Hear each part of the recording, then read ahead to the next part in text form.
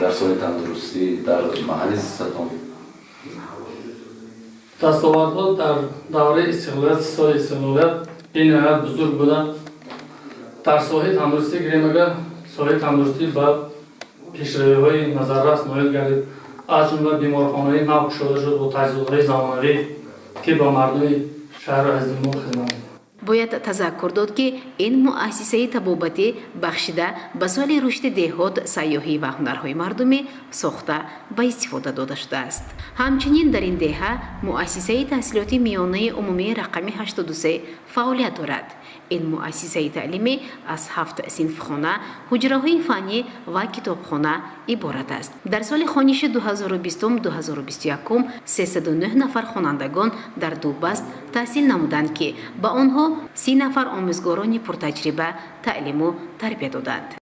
من در مکتب میانه مشتوسه دیه خونگران شکل و گشوده می باشم. از سال 2018 اینجا دیرکتر هستم. در مؤسسه ما 309 نفر خواننده تحصیل میکنند. مؤسسه از دارای 7 صنفخانه می باشد و کتابخانه داریم.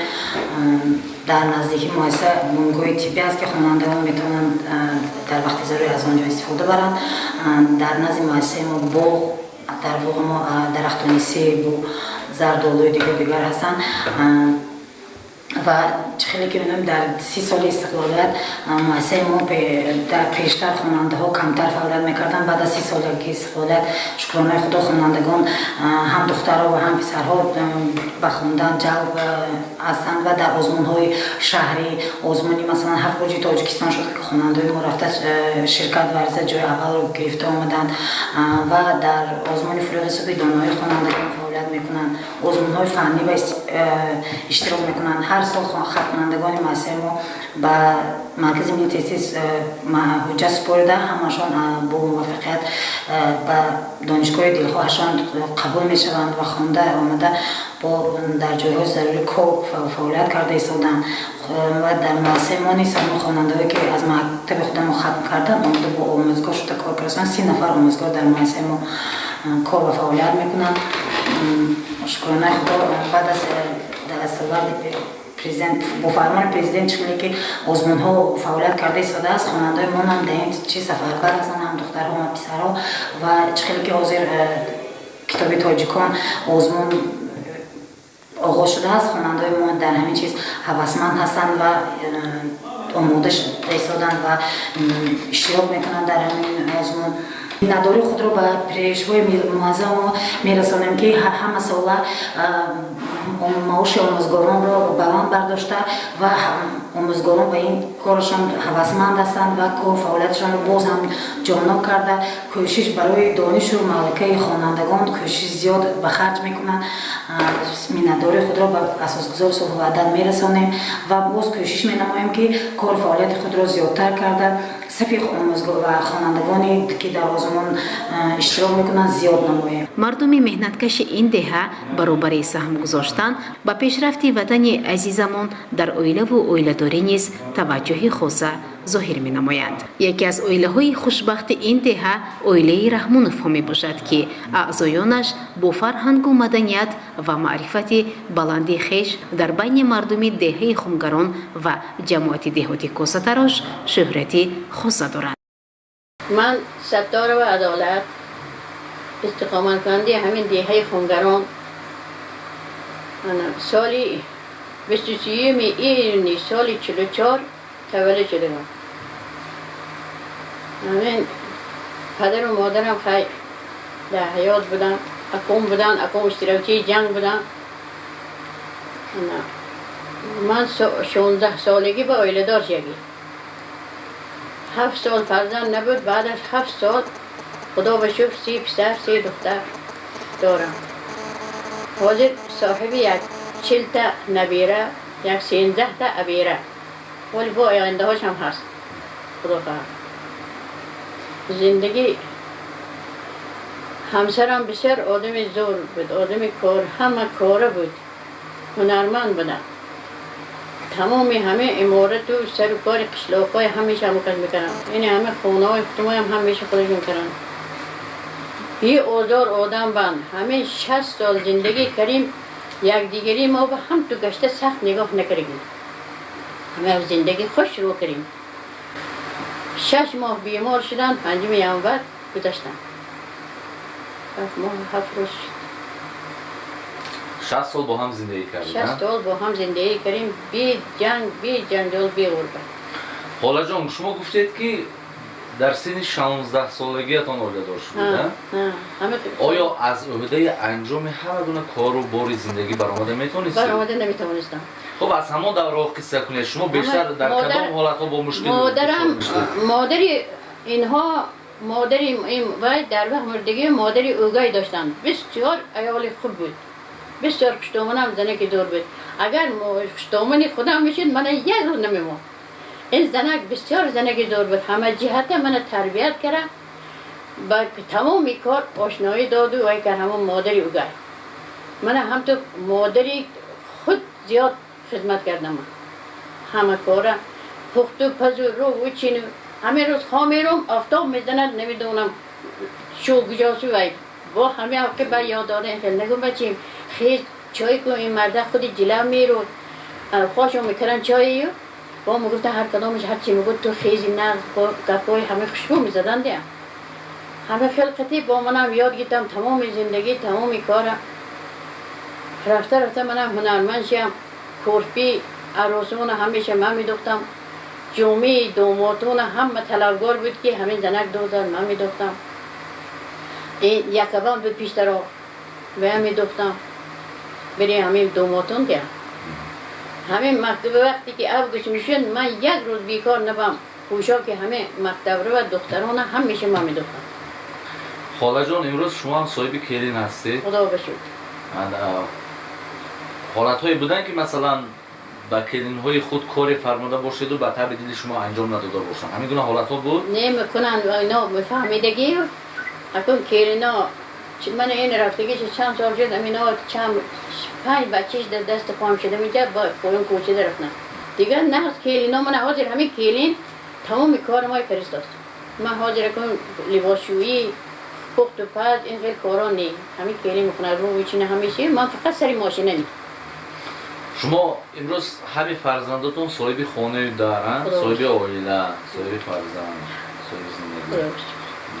شما با نوجوان‌های عائله دار شده یا میگیم آنهایی که عائله دار شدن میخوان چی مصلحت میده تا اینکه مانند شما یک عائله خوشبخت داشته باشند تا اینکه مانند شما یک زندگی پربرکت داشته باشند چی مصلحت میده؟ جوانا وقتی مهم بارینه اینها حاج جوانا همین کلینچک رفت پیش مادرش گپ خبر میبره مادر مینید زندگی به مدرات من همه خوردم بام که یگم گپ پیش آچی دادم نمیبردم ما همسایه بودیم با نگفتگم حاج دخترها در رفت گپ خبر کشی میکنه آچی میرو دمین درم جنگ آیل جدا شوی همه خیلی کارا نمیفهمد فرزند تربیت درست ندارن خدا بشکر 3 دختری من که آیله دار کشن یگم خدا قدیم من تا همه روز در روی دست خدا ها دومادم هم همه قد نقص فرمند میکنند من یگم زندگی هاشون به شریک نیستن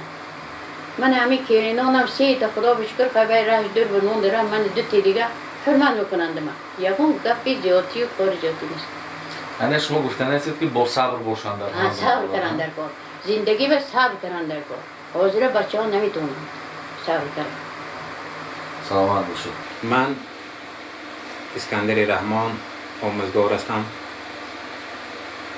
فرزند همین خاندان و ما در همین خانواده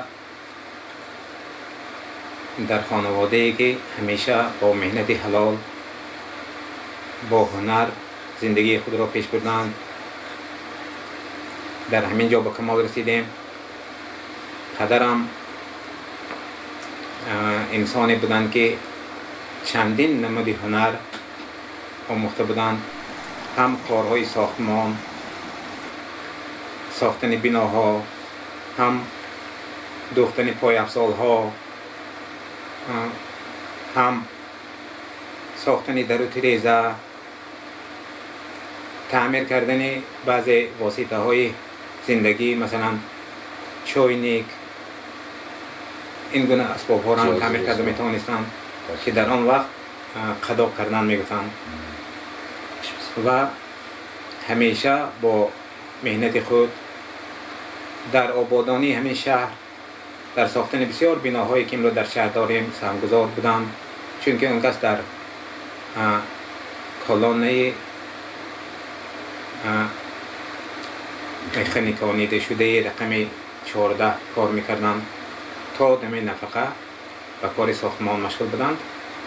مادرم به فعالیت کشاورزی در همه خواجگی در آن سالهایی که ما خرد بودیم در اینجا مردم به کشت و کار تماکو مشغول بود و درآمد عائله ها از حساب تماکو بود و مادرم به هنر دوزندگی دوختن لباس ها برای زنها، دختران، عروسان همین دیها مشغول بودند و حاضرم همان گلدوزی ها، همان قراقدوزی های خودشان را دوام داد ایستادند. ما در همین گونه یک محیط به کمال رسیدیم، به وای رسیدیم. ما 6 فرزند از پدر و مادر همین هنرها را یعنی با مهنت حلال زندگی کردن را آموختیم. خب امروز شما شتابری که مردم میدونند شما یک شاعر هم هستید، همزمان به کار ایجادی نیز مشغول هستید در برابر کسب آموزگاری. درباره همین کار ایجادیتون کمک معلومات دید. این الهام از کجا است؟ یعنی این محبت، این شعر دوستی و سخن دوستی رو شما از کی آموختید؟ از کی به شما همچون ارث رسیده است؟ اکنون ما در سالهای اولی که خواننده مکتب بودیم اول به خواندن کتاب ها از یاد کردن شعرها شوق داشتیم، روزنامه ها، چون که در خانه ما هم همین کتاب، روزنامه و مجله ها بسیار قدر و قیمت داشت و بعدتر با تاثیر همین خواندن ها ما اندک به نوشتن شعر میل کردیم. اولین شعرهای خود را در همه سالهای نوشتیم که خواننده مکتب بودیم. بعد از آن تحصیل خود را در آموزشگاه آموزگاری شهرمان دوام دادیم و اینجا یک درگاهی هست که بسیار شخصیت هایی که به علم و ادبیات تاجیک خدمت کردند در همین جا در وقتش تحصیل کردند. ما از این استادان آموختیم و شعرهای اولین ما در روزنامه شهری زرافشان چاپ شد. بعدتر به روزنامه های ولایتی و جمهوریوی بردیم. در سال 1993 کتاب اولین ما در همون سالی که ما دانشجو بودیم در دانشگاه ملی میخواندیم چاپ شده بود با نام نماز شبنم و تا امروز 7 نامگوی مجموعه ما در نشریات های گوناگون چاپ شدند و در تقریبا اکثر روزنامه و مجله های تاجیکستان نوشته های ما چاپ شدند.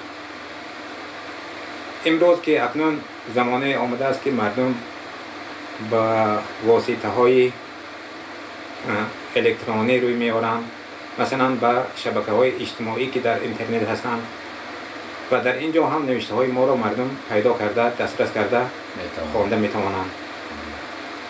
خب شما بیشتر به کدام موضوع شعر میگویید؟ از روی مثلا آنچه که شما خودتون درک میکنید بیشتر دویر به کدام موضوع شعر گفتن برای شما آسان‌تر است؟ چون میگن هر چیزی که محبت به آن بستی، یعنی با محبت اگرچه عزم کردی همون قدر آسان‌تر میشود. خب شما بیشتر کدام موضوع رو ستایش میکنید؟ اکنون توجه ما به شعرهای تصویری زیاد است. تصویر زیبایی های زندگی، تصویر منظره های طبیعت، تصویر حالت روحی انسان ها، یعنی با واسطه مجاز، با واسطه ساختن عباره هایی که همین تصویر را مکمل میگرداند و اصلا موضوع وظیفه ادبیات هم همین است که مردم را از دشواری ها، از مشکلات زندگی دور نگاه داشته امید آنها را به زندگی بیشتر گرداند. مردم از خواندن اثرهای بدیعی، از خواندن شعر باید نسبت به زندگی مهرش، عشقش، محبتش زیادتر شود.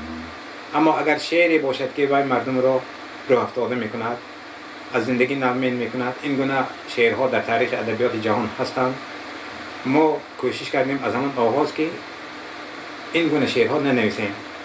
یعنی باید وظیفه هر کسی که به ادبیات روی میارد وظیفهش این است که مردم را به زندگی دلگرم کند.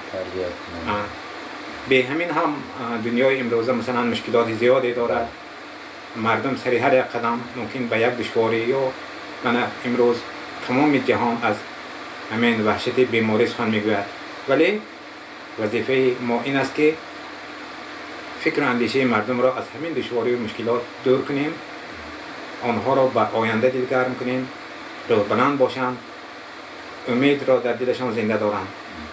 استاد، هر یک شاعر میگن شعر هم دارد، مصرعی هم دارد که از حیات خودش، از زندگی خودش، از عموما در مصرعی دارد که در آن راز خودش را افشا کرده است. آیا همین گونه مصرع‌ها شما نیز داره؟ چیزی که به خودتان دفع داشته باشد؟ البته ما اکنون شعر وقتی که با الهام گفته می شود، این از یک حسیاتی هم مؤلف سر می زند. مثلا شاعر بزرگی ما شاعر بزرگی که تمام ادبیات فارسی او را اعتراف می کند، نادرپور، با وجود همین قدر شهرت، اگر ما ایجادیات نادرپور را نظر کنیم، آنقدر شعرهای زیاده، آنقدر جلدهای زیادی کتاب ندارد. همگی 10 نامگوی کتاب و وقتی که در تاجیکستان در شکل یک کتاب برآمد تقریبا 400 صفحه. ولی نادرپور میگوید که هیچگاه به خاطر آن که شعر گفته باشم شعر نگفتم. یعنی همان وقت شعر میگوید که یک احساس، یک اندیشه در وی پیدا شود و خود همه شاعر را مجبور میکند که قلم به دست گیرد. اما وقتی شخص گفتنی در دل ندارد، حسیات هیجانی ندارد، فقط به خاطر آنکه خود را همچون شاعر به جامعه معرفی کند، میرود قلم میخرد، دفتر میخرد و سر میز نشسته به اندیشه میرود که چی نویسم، موضوع جستجو میکند. این گونه شعرها البته از حیات شخصی وی منشأ نمیگیرند. ما از همون دوره جوانی همین سخن نادرپور را شعار خود قرار دادیم که هیچگاه به خاطر آن که شعر گفته باشم شعر نگفتم. یعنی هر یک مصرعی که شما می‌نویسید اگرچه یک ذره برداشت از همین، از حیات خودتون، از حیات، از همین زندگی. مثلا یک روز همین گونه یک روزی تابستان من در نزد همین گل‌های صدبرگ در این حالت یک شمال بسیار سخت چنگ و غبار را آورده به همین صدبرگ‌ها زد و من وقتی که همین مشاهده کردم همون لحظه یک دو بیتی پیدا شد. بگفتا باد گل را از منی تو، تنم را جان و جانم را تنی تو. بگفتا گل اگر یاری تو باشم، چرا بر چشم من خاک زنی تو. این از یک مشاهده یک لحظه و همه شعرهایی که تا امروز ایجاد کردم این از همین مشاهده ها. دوستان نخواستم یک غزل باشد از خود قرائت کنید تا مخلصان البته اشعار شما، ایجادات شما از دیدن و از شنیدن صدای شما خوشحال شوند. زندگی روزی نکو دارد هنوز، نوبهارش رنگ بو دارد هنوز.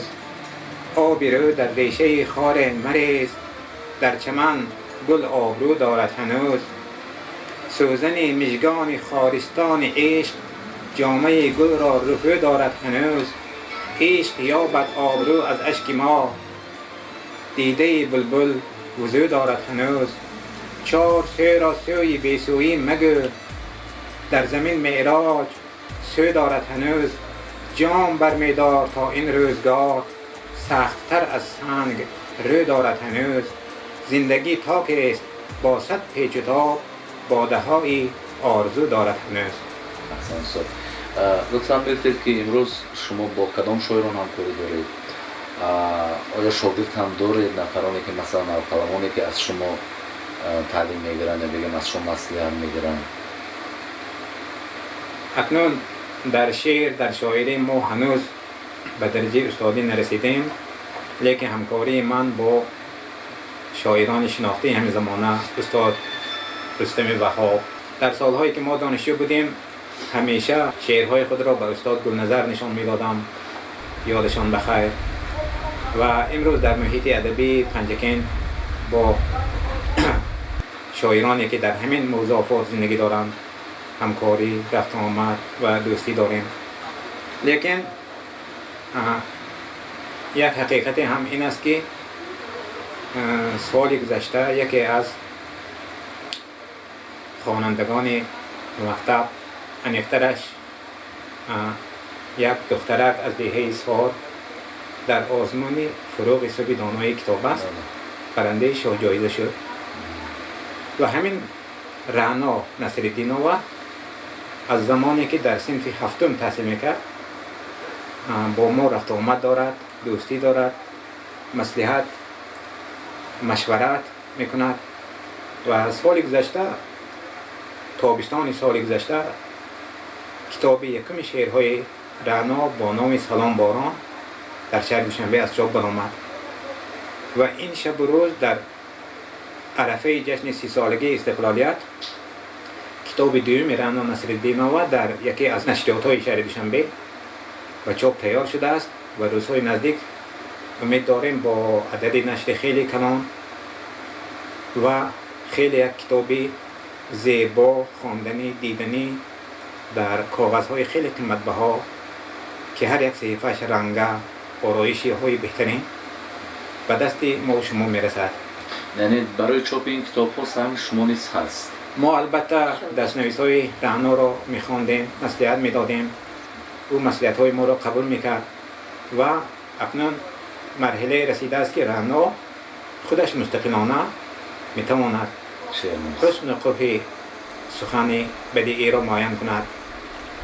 وی وزن عروض را به درجه اعلی میداند، در ابراز آفرینی بسیار دست رسا دارد و این کتابش تقریبا هیچ تحریر ندیده است، همش مهنت خودی رعنا. این کتابی دومی که روزهای نزدیک خداوند به دست ما میرسد. بازدید ما از این جماعت ادامه دارد.